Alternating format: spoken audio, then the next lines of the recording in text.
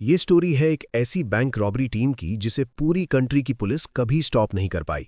ये story suspense से इतनी भरी हुई है कि आपका माइंड ब्लो कर देगी, क्योंकि ये सब थीव्स इतनी डेंजरस रॉबरी करते हैं जितना पुलिस वाले कभी ड्रीम्स में भी नहीं सोच सकते। ये थीव्स पुलिस वालों को बताकर बैंक्स में एंटर करते हैं, लेकिन किसी को पता नहीं चलने देते कि वापस एग्जिट कब कर गए थे। और हमें इस स्टोरी के एंड में पता चलता है कि असली मास्टरमाइंड कोई और ही था और उसने रॉबरी करके बहुत सारा कैश बना लिया होता है। स्टोरी की स्टार्टिंग में हमें नाइट का सीन दिखाया जाता है, जहां एक आर्मर्ड ट्रक बैंक की तरफ जा रहा होता है, जिसमें फ्रंट में 2 गार्ड्स और बैक में 2 गार्ड्स बैठे होते हैं। सडनली ट्रक एक कॉफी शॉप के बाहर आकर रुक जाता है। तभी एक कार आकर ट्रक के बिल्कुल क्लोज रुकती है और पीछे से एक एसयूवी भी आ जाती है। गार्ड्स को कुछ रियलाइज हो पाता उससे पहले ही 2 मास्क्ड लोग बाहर निकलते हैं और गन्स पॉइंट कर देते हैं। गार्ड्स फ्रीज हो जाते हैं, लेकिन ट्रक के अंदर बैठा एक गार्ड पैनिक करता है और पैनिक बटन प्रेस कर देता है।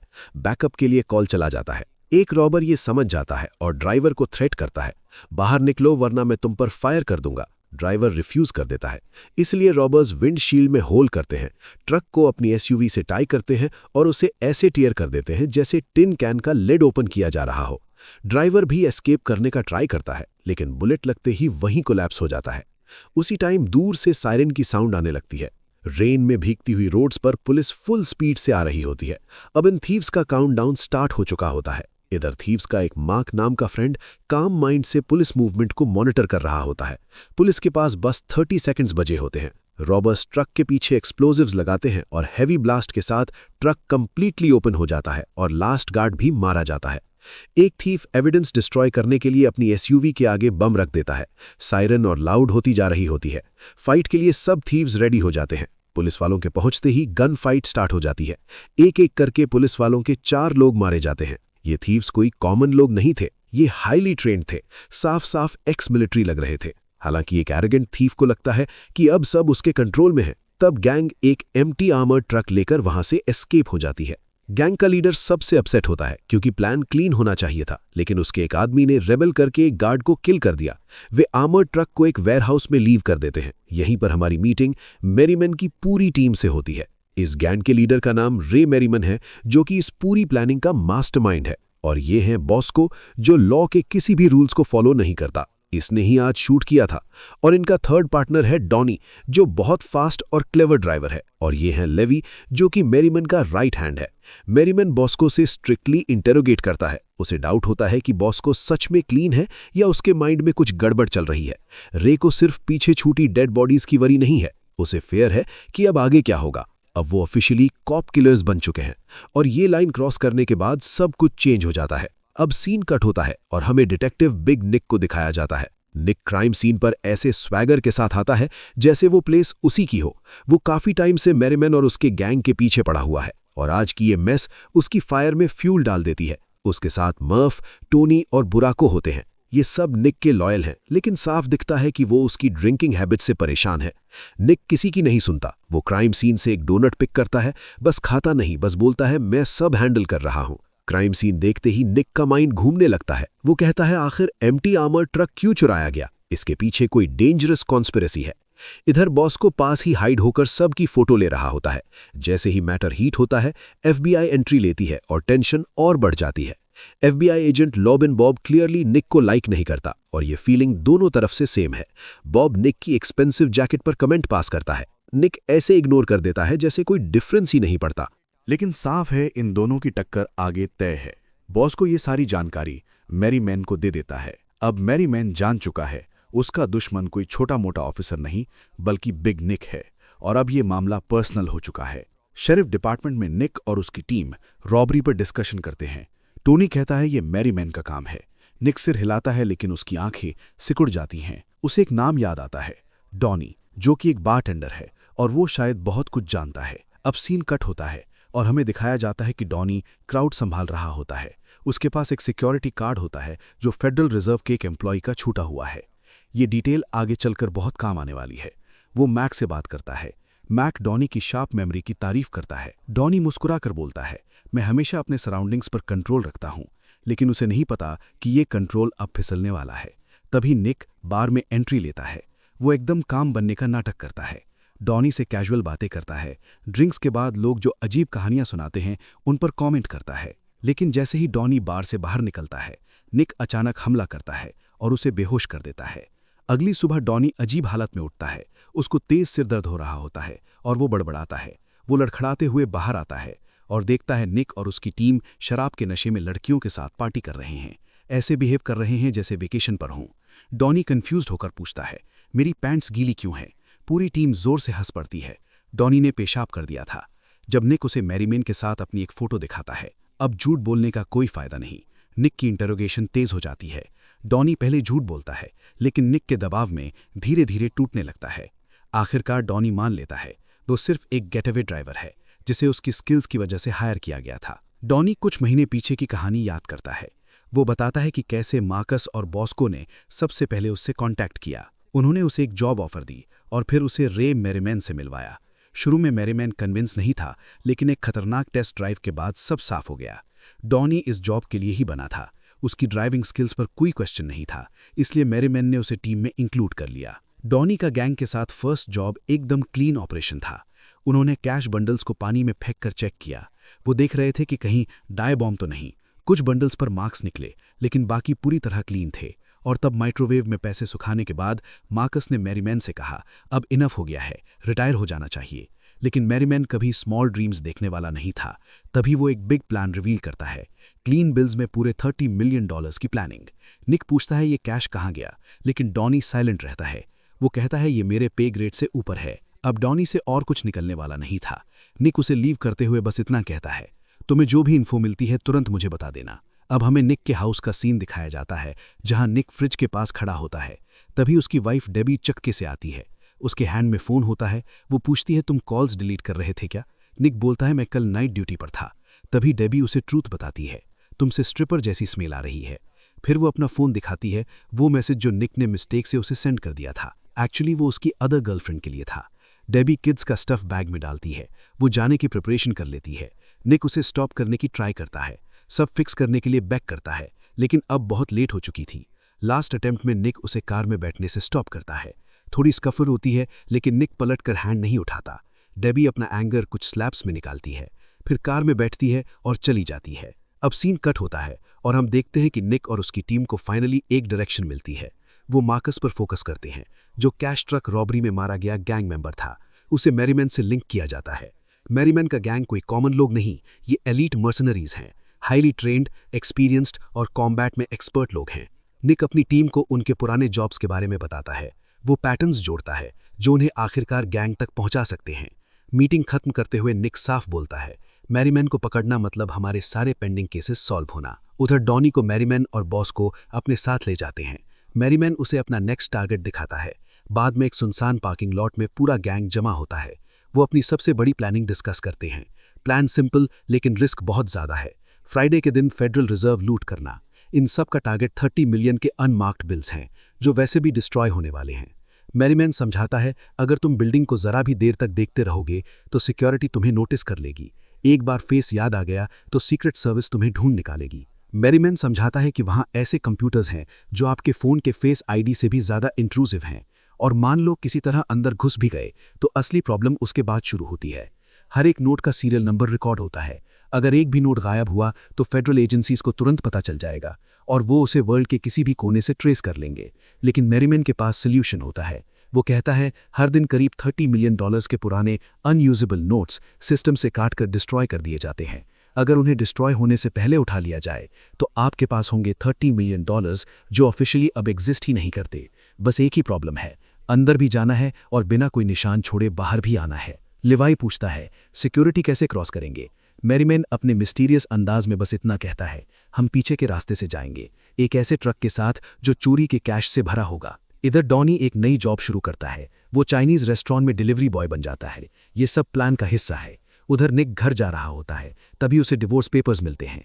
अब मैरीमैन अपने क्रू को एक बार फिर प्लान समझाता है। वे फेडरल रिजर्व की मेन पावर काट देंगे, लेकिन वॉल्ट की बिजली चालू रहेगी। लिवाई को क्यूरियोसिटी होती है कि मैरीमैन को ये सब इन्फो मिली कैसे, लेकिन मैरीमैन हमेशा की तरह उस सवाल को टाल देता है। अगले दिन डॉनी आराम से 2 फूड बैग्स लेकर चाइनीज फूड डिलीवरी बॉय के डिस्गाइज में फेडरल रिजर्व में घुस जाता है।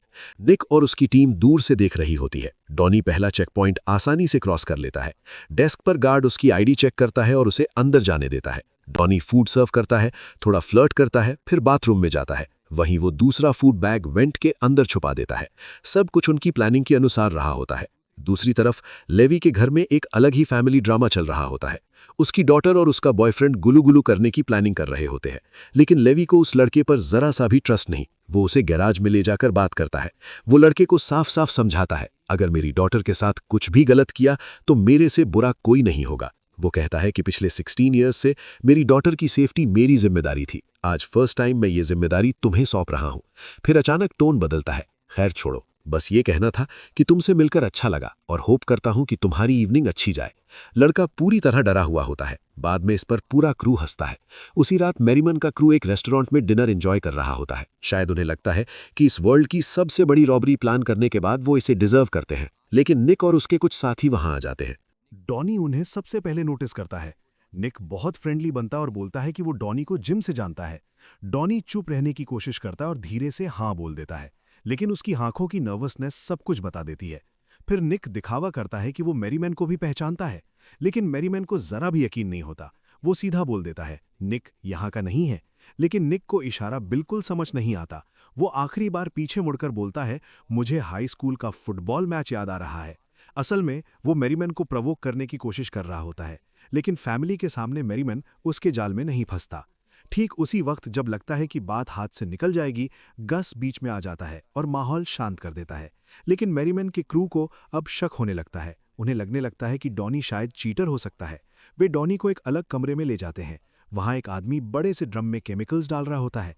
लेवी डॉनी की तलाशी लेता है और फिर पक्का करने के लिए मैरीमैन उसे थोड़ा रफ ट्रीटमेंट देता है। गन की नोक पर मैरीमैन पूछता है, क्या तुम में हमारी प्लानिंग निक को बता दी? डॉनी कसम खाकर कहता है, मैंने एक शब्द भी नहीं बताया। वो डॉनी पर भरोसा कर लेता है।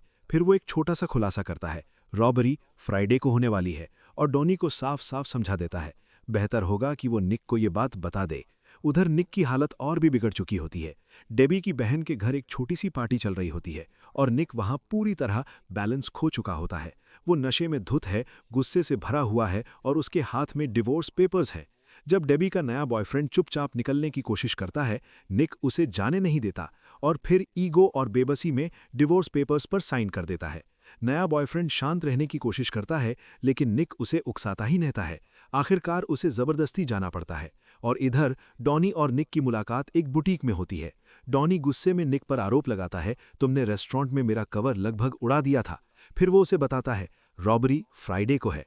कुछ समय बाद निक एक गन रेंज में मैरीमैन और उसके क्रू को प्रैक्टिस करते हुए देखता है। निक उन्हें वहीं अरेस्ट कर सकता था। सब इल्लीगल गन से लैस थे, लेकिन वो ऐसा नहीं करता। इसके बजाय वो देखता है कि उसकी हर गोली टारगेट पर लगती है। निक मुकाबला करने की कोशिश करता है। वो अपना टारगेट पास लाता है और देखता है कि मैरीमैन की सारी गोलियां सीधे दिल पर लगी हैं। फ्रस्ट्रेशन में निक कागज को मोड़ देता है। वो मैरीमैन के डोमिनेंस को दिमाग से निकाल ही नहीं पाता और खुद को और भी कमजोर महसूस करते हुए निक एक स्ट्रिप क्लब चला जाता है। वहां से वो एक स्ट्रिपर के साथ बाहर निकलता है। उसे जरा भी अंदाजा नहीं होता कि उसी स्ट्रिपर को मैरीमैन ने उस पर नजर रखने के लिए हायर किया है। निक को तब जबरदस्त शौक लगता है जब मैरीमैन आराम से स्ट्रिपर के अपार्टमेंट में घुस आता है। निक की गन बस हाथ की पहुंच से बाहर होती है। मैरीमैन पूरी तरह कंट्रोल में होता है। वो निक की तरफ ठीक से देखता भी नहीं, सीधे उसके पास से चलता हुआ बेडरूम में चला जाता है। निक जल्दी जल्दी गन उठाता है, कपड़े पहनता है और वहां से भाग जाता है। अगली सुबह मैरीमैन स्ट्रिपर के अड्डे पर उठता है। वो चुपचाप अपना सामान पैक करता है और निक वहां से निकल जाता है। इधर निक खुद अंदर से पूरी तरह टूट चुका होता है। वो अचानक अपनी बेटी से स्कूल में मिलने पहुंच जाता है, लेकिन ये मुलाकात दिल तोड़ने वाली साबित होती है। निक अपनी कार में बैठा रो रहा होता है। सारी जिंदगी का बोझ एक साथ उस पर टूट पड़ता है। अब सीन कट होता है और हमें मैरीमैन का ठिकाना दिखाया जाता है। मैरीमैन अपनी क्रू के साथ रॉबरी की प्लानिंग दोबारा चेक करता है, हर छोटी डिटेल को लॉक करता है। वो डॉनी को वेपन्स प्रॉपर्ली हैंडल करने की ट्रेनिंग भी देता है। उधर निक और उसकी टीम भी तैयार हो रही होती है। ये लोग वॉर के लिए निकल चुके हैं। निक अपनी टीम के साथ रॉबरी लोकेशन की तरफ बढ़ता है और तभी मैरीमैन की टीम एक कमर्शियल बैंक ब्रांच पर हमला कर देती है। वे अंदर घुसते ही हॉस्टेजेस बना लेते हैं।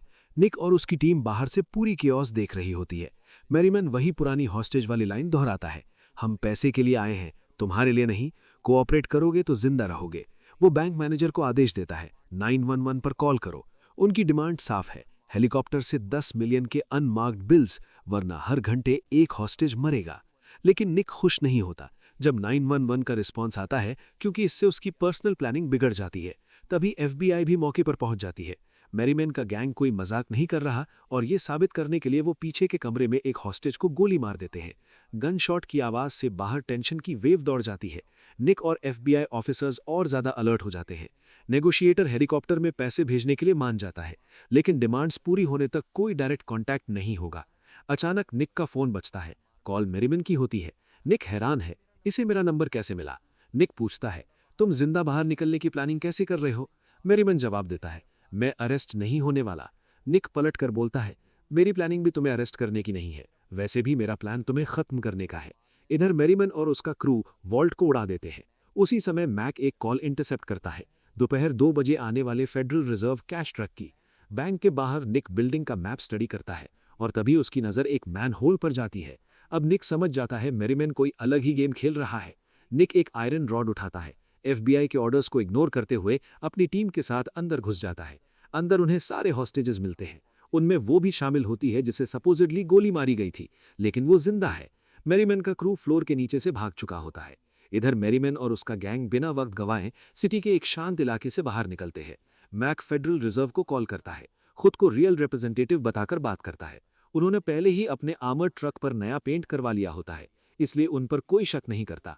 और इसी बीच डॉनी एक कैश बॉक्स के अंदर छिप जाता है। मैरीमैन बॉस्को को ऑर्डर देता है, फेडरल रिजर्व की पावर काट दो। बिजली जाते ही इमरजेंसी सिचुएशन बन जाती है।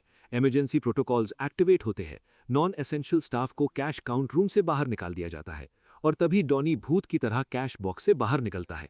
वो सीधे उन पुराने नोट्स की तरफ बढ़ता है जो डिस्ट्रॉय होने वाले होते हैं।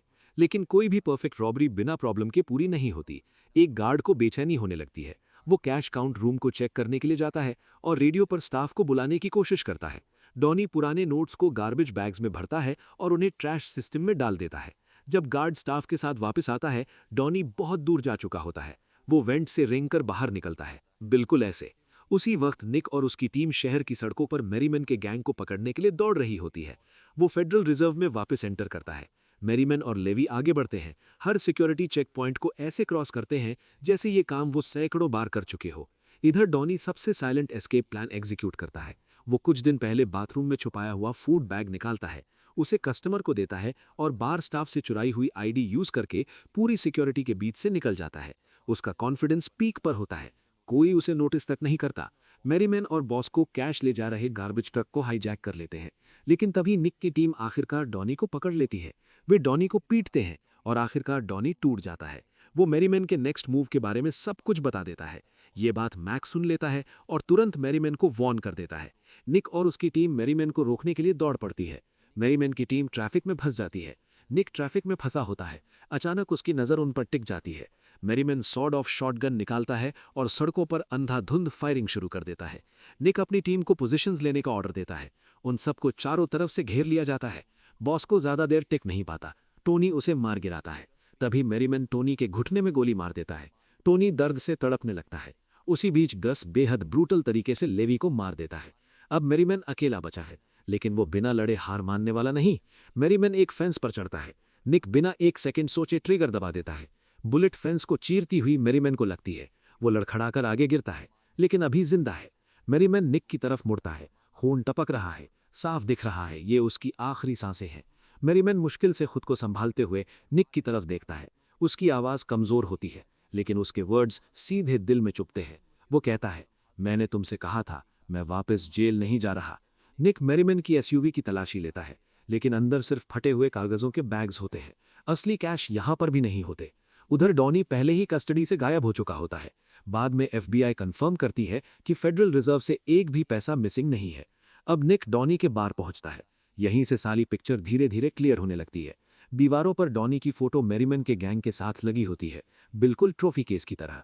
फेडरल रिजर्व के एम्प्लॉयज रेगुलरली उस बार में आते थे और तभी निक को रियलाइजेशन होता है, डॉनी ही असली मास्टरमाइंड था। फ्लैशबैक्स में हमें पूरी सच्चाई दिखती है, कैसे डॉनी ने पूरी रॉबरी प्लान की और डॉनी ने मैरीमैन की टीम को हायर किया था।